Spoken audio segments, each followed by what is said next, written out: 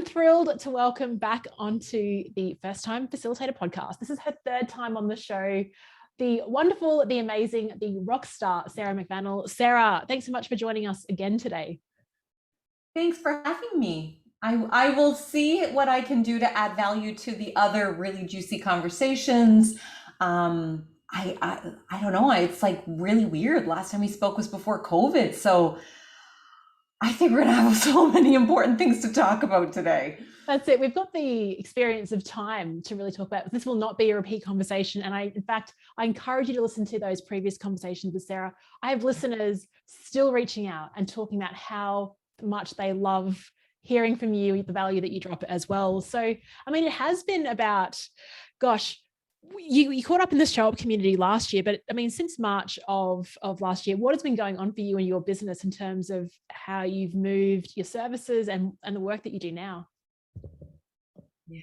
Well, of course, almost all virtual, and I'm in Canada, so we're actually in wave 4 now, and we've had a lot of lockdowns. So I got to tell you, I'm so grateful for the age that we're in, where we have so much technology to enable us to be speakers, facilitators, of course, coaches too. So, I mean, definitely the first couple of weeks when so many engagements were getting either completely canceled or more often postponed. In fact, some of them have been postponed multiple times because folks have chosen to wait until they can get back together. And we're still not meeting in person in Canada.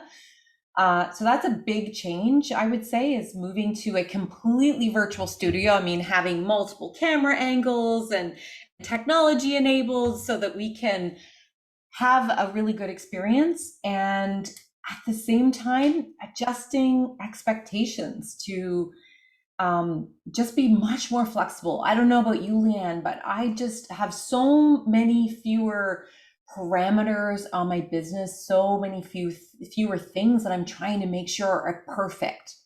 How have you been finding it? Yeah. It's funny that you say that. But before I dive into that, I just want to say, if you are listening to this, definitely hop on and watch the YouTube channel, because like Sarah is just spinning her camera angles and using the tech really well. So I just wanted to point that out. That's so cool. Well, it's funny, Sarah. So the other day I had an in-person workshop, and I, like the night before, I'm packing like my suitcase and things to bring. And I was so out of practice. I lost the muscle memory. I'm like, where is everything? Some of my pens, they'd run dry. They hadn't been used in over a year. Then we got into the workshop, and even after an activity, I said, okay, what did you discuss in your breakout rooms? And I was using like the Zoom terminology in that live event. The terms, Yeah, it really took me some time to snap back into it, and the difference in time as well when it comes to running those events. So it definitely was amazing. But look, I'm loving the virtual playground, and like you said, the opportunities that have developed since. We're friends on Facebook, and I've just been in awe of everything that you've done. I mean, you've created, was it Nurses Week? Can you just share something about that initiative? And Oh, yes. Oh my amazing. gosh, so much fun. So, I come from healthcare. That was my work before going out on my own. And I was often the one trying to get involved in all of these appreciation weeks. I'm a recognition expert, so it's been in my DNA since before I was a speaker and facilitator. And you know what? My heart bled at the beginning of COVID when so many nurses events were canceled. Nurses Week within organizations and conferences, and just, in fact, a lot of them that I was going to speak at were some of them that were delayed. And you can understand it when it's temporary. However, when we start to hear that that was going to be the reality again this year, I just thought, no, there is no way we are going to go another year without appreciating. And in Canada in particular, we make a big deal about Nurses Week in our organizations. And in the US, I don't know if it's in Australia, in the US, there's Hospitals Week and Nurses Week. And, the really large hospitals actually break down all of the different professional groups and celebrate them, which is great. So what we decided, I approached one of my speaking colleagues who speaks largely for healthcare audiences, Stephanie Staples. She is one of the most, she's a fellow CSP, so Certified Speaking Professional. There's 1,500 of us in the world, so she's amazing at what she does. And my speaker manager, Tammy Adams, who's also an event professional. Now she has her virtual events designation. And we, in 2 months, pulled together a 4-day, first ever North America wide virtual appreciation event for nurses. We ended up having 26 organizations participate, which meant 26,000 nurses all across North America, like the tip of Nunavut, in the coldest fly in, fly out part of Nunavut. You know what that's like, right? You will work for a lot of fly in, fly out places. And to the tail of Texas, ocean to ocean. And it was one of the most rewarding things that I have done over the last year. And the feedback we received, so for those of you who are listening or watching, where you're thinking, my business hasn't quite been the same, or my ability to facilitate and make an impact in the virtual space just hasn't been the same, I would say still look at what issues, what problems still exist that you're desperately trying to solve. And here's the thing that we never would have solved had it not been for COVID. The fact that we do Nurses Week really badly within organizations, and most of the nurses cannot actually attend and connect with each other, meant that it's a good idea in theory, but the practicality of it, the practice is really tough. So by bringing nurses from across organizations and giving them a menu of different topics and times that they could participate, connections were made that never would have been made otherwise. It took the burden off of already strained healthcare leaders and organizational development, the internal facilitators, and we're able to find new ways to celebrate. We were able to go out to our network and get them to give us free cool things, courses and books and apps and all kinds of great things that individual healthcare organizations wouldn't be able to do. So I say get creative. That opportunity was available because of virtual technology, virtual amazing hosting services like the one that we used. And I don't think we'll ever not do it. That's all I can say. I'm doing this as long as people will show up. Yeah. I love it. I love that you've just taken an event that maybe was done poorly. And the fact that, like, the irony of it is that the nurses healthcare has been smashed. And then to take away recognition week, it's like, no, like, we need to celebrate them. We need to celebrate these nurses, like, even more so now. Right. And the fact, so the fact that you've just done this and challenged it and now made something incredible as a result, I think that just speaks to your superpower of again, spotting on opportunities, bringing people together and creating that excitement about it. Now, something I'm curious about, you've got a keynote out called, I've got it here, Recognition, Your Customer Retention Superpower. And we've just had a great example of how you've used it within your own business. And we've got a lot of facilitation business owners here that are curious around how you've managed to create loyalty with your clients, spot these new opportunities as well. Can you share a bit about that keynote and how it applies to us as facilitation business owners? Yes.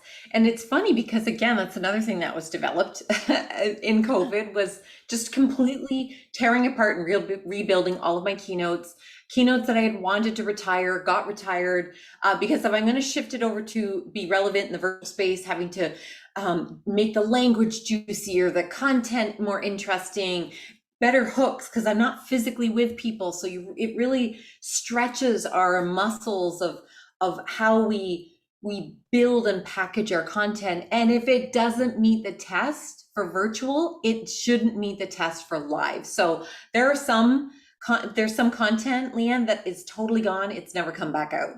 It's maybe a story or two from those sessions. But one I've always wanted to do is the one that you talked about, where we talk about how recognition is key to valuing and appreciating people across the customer journey. The example I often give, at least in North America, a big issue we have is that they incentivize you to join. All those meal kit companies that have popped up all over the place. Yes. You get this yummy deal, and like, it's double word for yummy, right? It's a good, yummy money, it's a really good coupon, as well as, of course, this delicious meal kit. However, if you stay, there's no incentive. You only value new clients, new customers. And I would like to suggest that we as facilitators, we're kind of at an advantage because people obviously really know, like, and trust us. So my challenge to everybody is, once you get people to buy from you, how do you keep them? By showing them how much you appreciate them. So that's not just doing an amazing job in your planning, in your delivery, and perhaps even in your follow-up. It's what else are you doing that other people maybe aren't doing? What else are you doing to show that you really care and you value them? I'll give you a few ideas. Do you That'd be use great. a thank you card approach, whether it's handwriting them? I know, Leanne, I think you have your own branded cards, if I remember correctly. Well, Yeah. it's definitely from your idea, like the send out cards. So we'll put your link in the show notes for those. But I've been the recipient of your cards, and I remember how I felt as a result. And so you want to like, oh, I can share that with other people. Yeah. Yeah.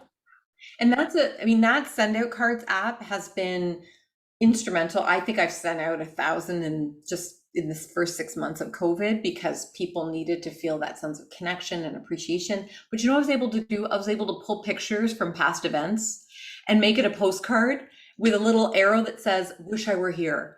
And so you can have fun with it. And it's so inexpensive. It's so small. I mean, my membership is $97 a month, US.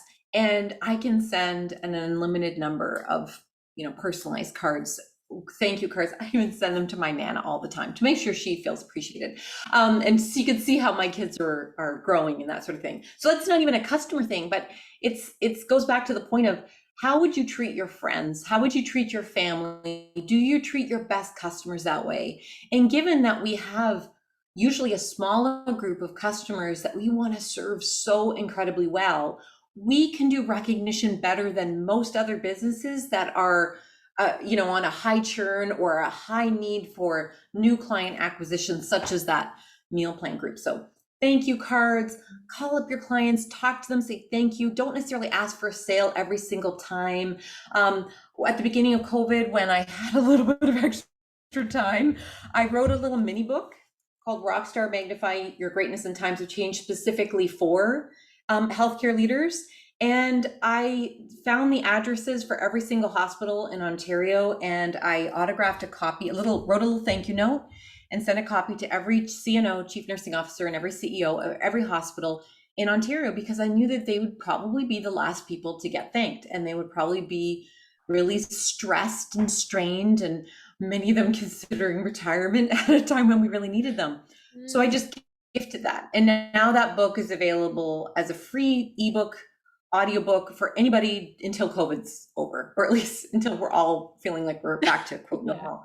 Yeah. But that was a way of saying thank you, because maybe nobody would have bought that book. Maybe it's not, but the point is you don't have to. Everyone can have that as my way of giving back and appreciating people. So use your knowledge. What do you have at your fingertips? And send it generously to prospective clients, to existing clients. When you write a new book or a workbook, or you think of you package a bunch of cool workshop ideas together, without them asking, just send it to some of your best clients. Don't make them trade your email address anymore, because you have their email address, but send them something so that they know that you're thinking about them. And that is why I know I do, and I'm sure you have the same thing. More than half of my clients are repeat clients, because I always assume that they're going to be, because I always assume that they're going to know how appreciated they are to me, and vice versa. So, we create customers for life by appreciating them always. Oh my gosh, we create customers for life by appreciating them always. It's so interesting, Sarah. A lot of the people that I talk to that want to build their facilitation business, when I mention that, they talk about, I need to get leads, right? So I need to get leads. And then the assumption is that the lead is someone new, right? And it's like, hang on, there's an existing base of people that you've worked with already. I think, as you said, we kind of overlook that. And we always, I don't know if it's chasing the bright, shiny object, but we don't, and the acquisition curve, if we're talking in these hard terms, acquisition is it's a lower time, shorter time frame, because we've already built up that trust and connection already. Do you find that the people that you work with, they're like, everyone's sort of seeking out new, like casting the net further, whereas they've got this like nice little cozy home they can go back to? Absolutely. Almost all of my best class customers that I have are people that I used to work with, or that I lived nearby, or I went to school with, or my former boss's sister's son. I don't know, like some kind of wild, wacky connection, and we're the right fit. So I would say look into your existing network. I do often do this exercise with clients, new entrepreneurs that I'm coaching. I'm sure you do this with the folks that you coach and you work with. Comb your LinkedIn list, your contacts list, and identify 100 people that already know, like, and trust you. And assume, even if they're not going to hire you, they might hire you one day. They can't hire you if they don't know you're available. So for those who are considering branching out on their own, and I did this, I know you did this, I just took a few gigs before we even had a concept called a side hustle or the gig economy. Those weren't terms that were around back then. So, dabble in it, take some of those opportunities, do the work of getting that list of 100 and start telling people, hey, you know what, I really love doing this. If I can help you in any way, or if you know somebody's interested. And that's it. Not salesy, not slimy, no coupons are necessary or landing pages, just connections. And see how it goes. Most people that you will start working with, I'm willing to bet, already have worked with you in some capacity, or they know, or somebody that you've been introduced to knows somebody, and therefore there's the social credibility, right? That social proof through connection. Yeah, absolutely. It's all about that connection. And as I said, I love that idea of just going through. I think that's something that we worked with when I was, when you were coaching me, was like finding those people and just sharing what you do, because again, we assume that everyone knows, even though we do one LinkedIn post and assume that, all right, that's my announcement. Yes. And hey, why not use your LinkedIn posts? Because you're such a great, consistent content creator. And I think anybody, whether you're considering it or do have a business, it's so important to be consistently creating content, and creating content that adds value, like your presentations, your sessions that you do, your podcast, your articles, everything that you put out is to serve.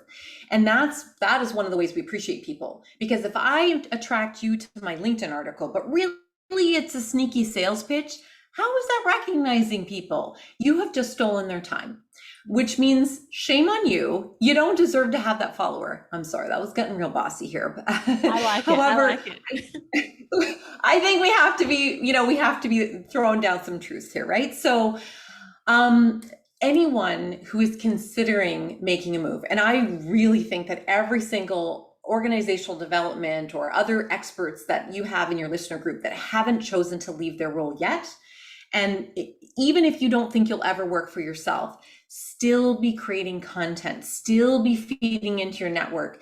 It creates goodwill, it creates further relationships, more credibility for you. It certainly could get you a promotion or, greater visibility, lots of people, drawn to your LinkedIn profile who are recruiting.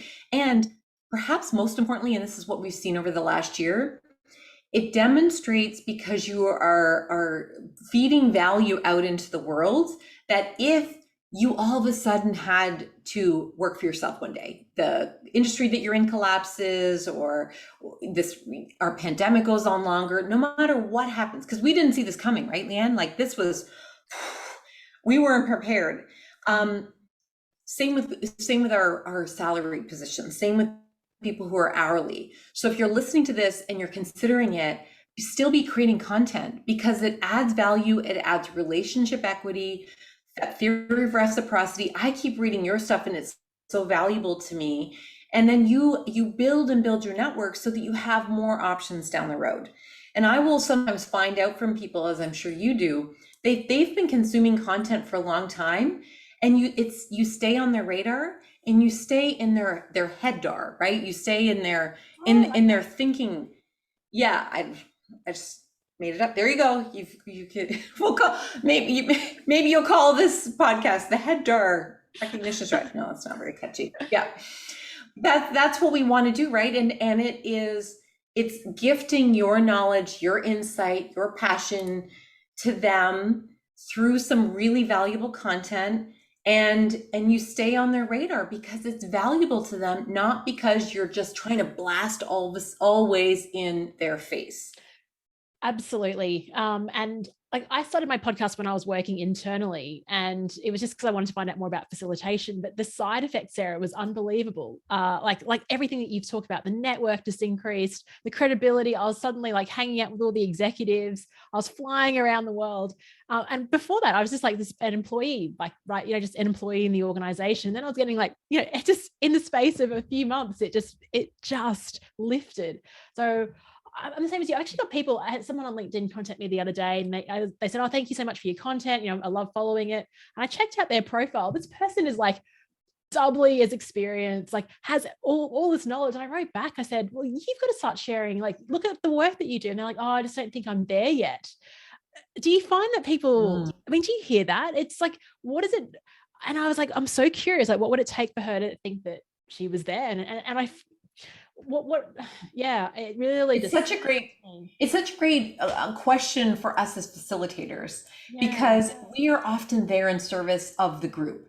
We show up as open vehicles in which to ask powerful questions and provide a container so that people can explore and find their own answers, right? I mean, you may have a more articulate definition than that, but really, that's what we're doing, isn't it? We're trying to bring out the best in the individuals in the group, and we're trying to create a space where they can be that.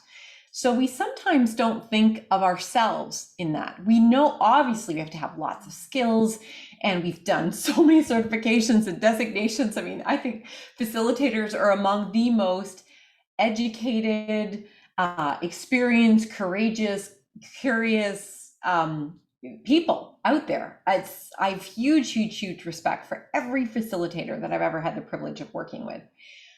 And yet, because we're always in service of others, we sometimes undervalue. And especially if your network are all of these other facilitators, you compare yourself to somebody who's maybe been in 25 years, or who wrote a book, or perhaps they have this interesting formula, or they're just so kitschy and creative with how they manage to package people's information. We maybe minimize the unique value we bring to the table. So I guess there's two little mindset hacks I would offer facilitators. Number one, what is the burning question, problem, issue that if you had the secret ingredient to that, or some way that was never going to be a problem for the people that you serve and you support, what would it be? And write about that, because you're helping them and you're coming from a place of service and your own knowledge, because that's what you do when you're in the room. You're just turning the medium into written. And if you don't like written, here's your second hack, is just turn on the video. It could be from your webcam, it could be from your phone, and just talk about something that you think would be helpful. And you could turn that into content, either a YouTube channel, Vimeo channel. Vimeo is good, by the way, if you want to keep people in your space and you don't want people to potentially get distracted by what's the latest movie by Ryan Gosling or another or whatever. But you could also put it on your Instagram profile, your Facebook, of course, LinkedIn, and so forth. So if your medium, sometimes the barrier with facilitators is, but I'm not a writer. I don't like to write. So create in any mechanism, any medium that you find valuable. If you are a graphic artist and you design things by visually depicting it, perfect. Do that, design it, whether it's on your iPad or on a flip chart, and you take a picture and you share it. Share your genius.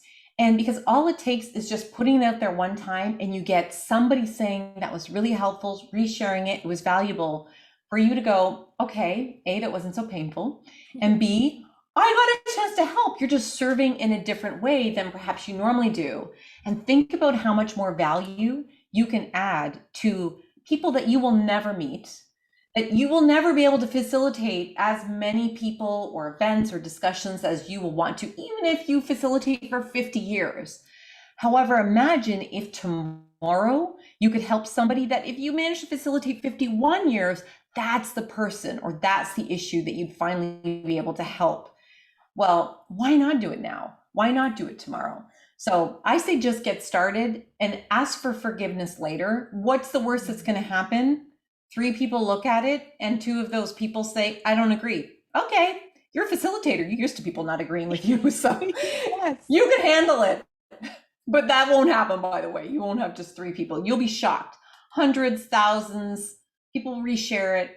I think you'll be amazed once you start just how much people pick it up I and value it. agree. I agree. Like my metric for success with the podcast was if 50 people listen to it, and if I get 50 people in my Facebook group, I'm happy. And it's just, you just don't know. And Like we had, now, yeah, now we've got like, yeah, 1,600 people, and just, yeah, in that group. And it's just, but not only that, it's not about the metric, it's about the quality of the engagements within the group and the connections and the ideas. Like that's, I'm so driven by the ideas being shared. And you never know, like we have, again, this negative bias that's like, oh, things won't work out. And of course, I mean, I had that self-talk, and you just do it, you just put it out. You see, well, that wasn't so bad. And then another, just a content thing the other day, because I like to pick up on like things that kind of like irritate me a little bit, and I create content. So the other day, what was irritating me was that I sign up for all these webinars and I never have the time to watch them again. And so I did a podcast recording about that because it was just on my mind. So yeah, I think it maybe, and even also something that you'll SMS to someone and share, like, couldn't that be a post? Like if it works for one oh, person. Yeah. here's an efficiency hack that I've started to do too, Yes. related to that is Yeah. when I reply in detail to somebody's LinkedIn post in a message, I'll share it out onto my page, and I might think, I could expand a little bit further on that to be a blog post. And that now becomes future blog posts. And I use Trello to keep all of my finished blog posts ready, my finished but not scheduled yet, and then my in progress. So I have a lot of that are just strangely voice dictated, and I'm not entirely sure when I recorded it. It's kind of weird, but the point is you can sort of copy and paste that into a device where, however you organize your content, or if you haven't started creating it, how you might start keeping a bit of a library of content that you shared, because your reply to somebody's LinkedIn posts, if it's a paragraph long, that's content. It's I mean, heck, how many characters is a tweet? And so, my gosh, if that's now the size of content, a tweet or an image on Instagram with a few hashtags, if that's now the size of content, I think all of us who reply thoughtfully to somebody's LinkedIn post, we now have content. We actually are content creators. We just don't think of it that way. So consider that first. If you don't want to write a LinkedIn article, share somebody's content and write a sentence or two about it with some hashtags. Like, you can gain some momentum slowly to give you some confidence and build your credibility and build your connections. You have 50 connections you can have for free without belonging to any LinkedIn plan. So why not connect with all the people who responded to articles that you responded to, or new things that you put out there, and you see second, third connections, and you build your network that way, and they are your people because they're connected to your people, and and they're part of the same discussions. So it's a beautiful opportunity when you can start to take what you would normally do in a small group and put it out there into the universe to be part of a broader conversation. We keep talking about how digitally we're so disconnected. Well, what are we doing to reconnect? And that social media is not just evil, it can be for good. And LinkedIn is the perfect place where facilitators can add huge good and huge value in the world.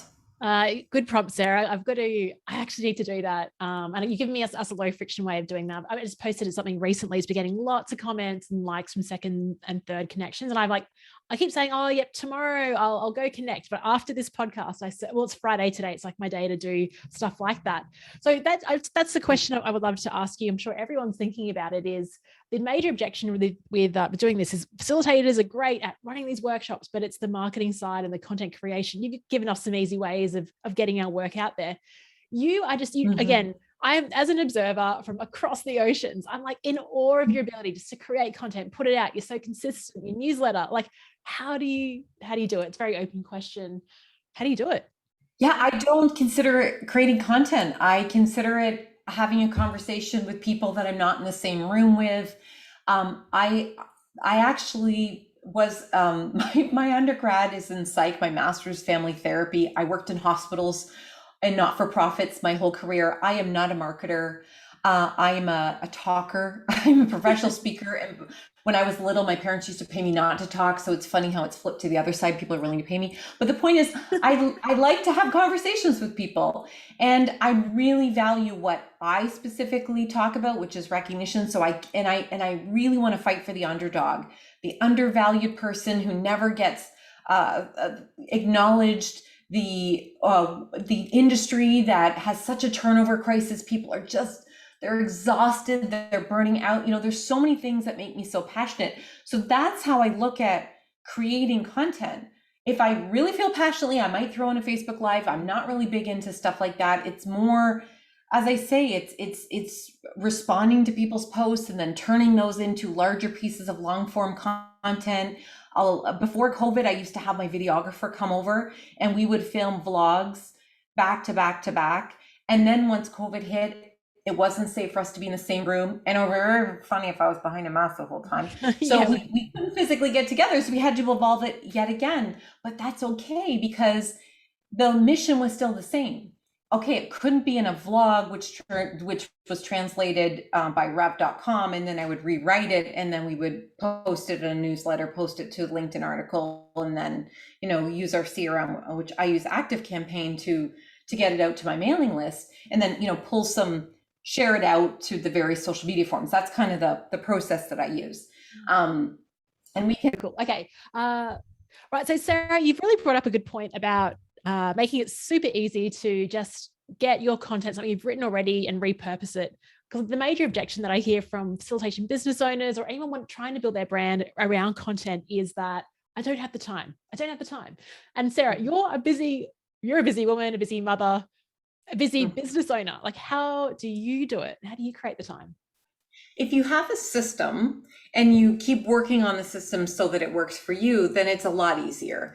Let me take a step back. Make a promise to somebody so you're accountable. If you have an email list with 5 people on it, even though your mother and your sister may be 2 of the 5, you have now made a promise, and whatever frequency you've decided, and pushed a little bit far beyond your comfort zone. Same with if it's LinkedIn and you're going to be posting an article once a month. Put it out there. Don't just say to yourself, oh, I'd really like to. Actually set a goal. And then you'll be accountable. You don't want to let people down, including yourself. And then find a process. So when I really started to get serious about content creation, I would have my videographer come over once a month, or maybe once every other month, depending on how many videos we could create. And we would film 5-minute videos, usually in 1 or 2, maybe 3 takes, if I was really, needing lunch or something. And then that once he edited those, now I have a she, so edited those, they would get transcribed. We use rev.com. I take those, reformat it. Initially, it was me doing all the reformatting. Now I have an assistant. So as soon as you can afford it, find a bookkeeper and find an assistant, because it will make creating content so much more delicious because you're not doing all the manual things, and you get a chance to save your brain and your heart for the things that matter most. So having people help me to proofread it, edit it, put it into the system that you're going to push it out, whether it be MailChimp for a free membership at first. I use ActiveCampaign. What do you use? I use ConvertKit. ConvertKit, yeah. So another great system. And LinkedIn, of course, is yet another place where you have a quasi blog, sort of, in the form of a LinkedIn article. And so, create content in the easiest way for you. That's what worked for me for a couple of years. COVID hit, couldn't get together with my videographer. So we started taking a look at doing posts of taking pieces of content that I created and putting them together so it's relevant and topical for the time. I got very bored of doing that. Turns out it felt like I was dialing it in. And the whole point of creating content is to be relevant to people. And so I was trying to shoehorn my content into a context, and it just felt flat. So what I ended up evolving to is answering questions that people were asking for the answer to. So that became the focus. So all of my posts started to have a question at the top as the title. And that worked for a while. And then once the questions sort of started to get repetitive, then I shifted it yet again. And that was to whatever I was sharing in reply to other people's LinkedIn posts. And I would then share that out to my own wall, pull that down, build on it, especially if I was, weighing in on that in a few different places, probably a few different angles. And then I organize myself using Trello so that my assistant can see what articles are finished, but they haven't been scheduled, and what content have I started to think that I might want to produce. And then it kind of sits in that quasi, is it going to turn into something? Is it just a strange idea, or is it actually going to be something really good? So sharing, thinking about ideas, sharing it out there, in real time, relevant discussions, such as through LinkedIn, such as conversations like we're having today. Yeah. I will no doubt think about a few of the things that we talked about and pull that into a blog post so that when you release your post, that'll go on my newsletter. And then I'll also be able to build on it and share some other things that I've thought about that maybe weren't in the moment, that additional things that I'm thinking about from our conversation. So I guess, hopefully what people can see here when I describe that is there is no one perfect formula. Even once you find what works for you, it will still change. And efficiency will help you so much. And being able to get ahead of things and being able to have content in the queue, as I say, I use Trello to organize my thoughts and organize my time frame. So just start producing. It doesn't have to be perfect. I don't, believe me, if I look at some of the videos that I filmed first, I want to cringe, but they're still out there because the likelihood that somebody's going to discover them is pretty low. But the point is you just put it out there before it's perfect.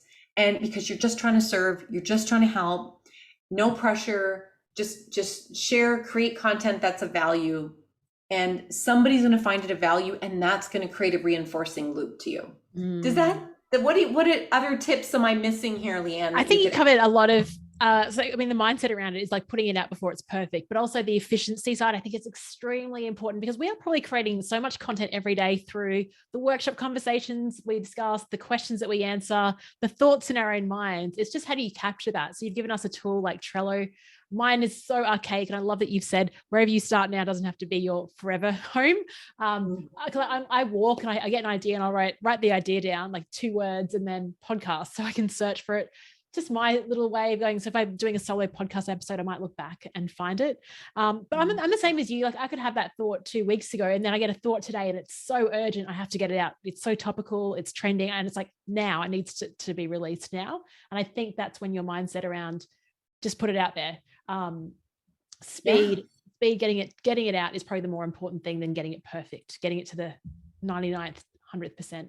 Yeah, exactly. And you will actually then have the Google algorithm and all the other algorithms working for you, because they're oh, look at Leanne's posting a few times a day and she's responding to content as well as sharing it, and it's not all from this automatic mailing system. And the social media systems that surround our business that we have no real influence on unless you're spending thousands on SEO, and still that changes every day. So just when you've got that really high SEO, it could change by the next day, whereas we have control over how much we put out there. And if we're always trying to perfect it, if we want to make sure that nobody's going to have a problem, or it's always got to be the most controversial or the most trendy, then it causes us to hold back. Now, other people may not agree. They may think, as a professional, you have to have polish, and that's fine. If that works for you, and if that's relevant and essential for your industry, by all means. My sister and her husband are economists. They're not going to put out something until it is perfect, but that's what they're hired to do, is be precise. What you and I talk about it's gray. It's a gray area.